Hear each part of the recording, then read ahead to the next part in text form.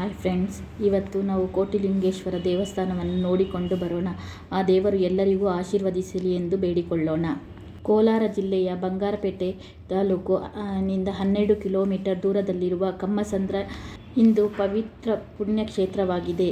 ಕೋಟಿ ಲಿಂಗಗಳ ನಾಡಾಗಿದೆ.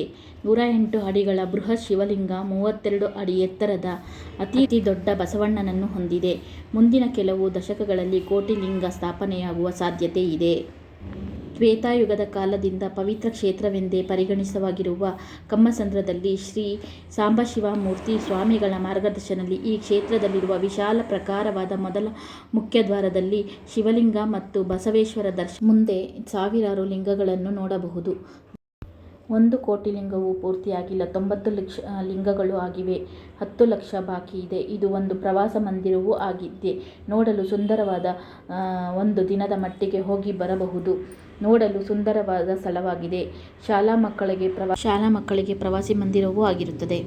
ದೇವಾಲಯದ ಪ್ರಾಂಗಣ ಪ್ರವೇಶಿಸಿದ ಪ್ರಧಾನ ದೇವಾಲಯ ಬ್ರಹ್ಮ ವಿಷ್ಣು ಮಹೇಶ್ವರ ಒಂದೇ ಗರ್ಭಗುಡಿಯಲ್ಲಿರುತ್ತದೆ. ಮಂಜುನಾಥನ ದೇವಾಲಯವಿದೆ.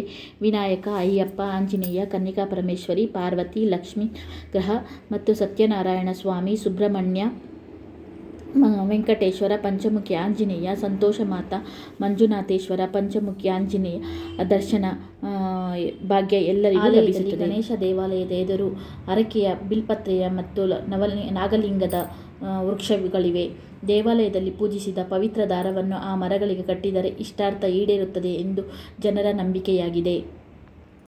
ನಾನು 2 ಭಾಗಗಳಾಗಿ ಮಾಡಿದ್ದೇನೆ. ಪಾರ್ಟ್ 1, ಪಾರ್ಟ್ 2 ಇಲ್ಲಿ ವೀಕ್ಷಿಸಿ.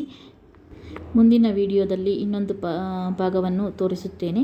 ಈ ವಿಡಿಯೋ ಇಷ್ಟ ಆದರೆ ಲೈಕ್ ಮಾಡಿ, ಶೇರ್ ಮಾಡಿ, ಕಮೆಂಟ್ ಮಾಡಿ ಫ್ರೆಂಡ್ಸ್. ಮುಂದಿನ ವಿಡಿಯೋದಲ್ಲಿ ಸಿಗೋಣ.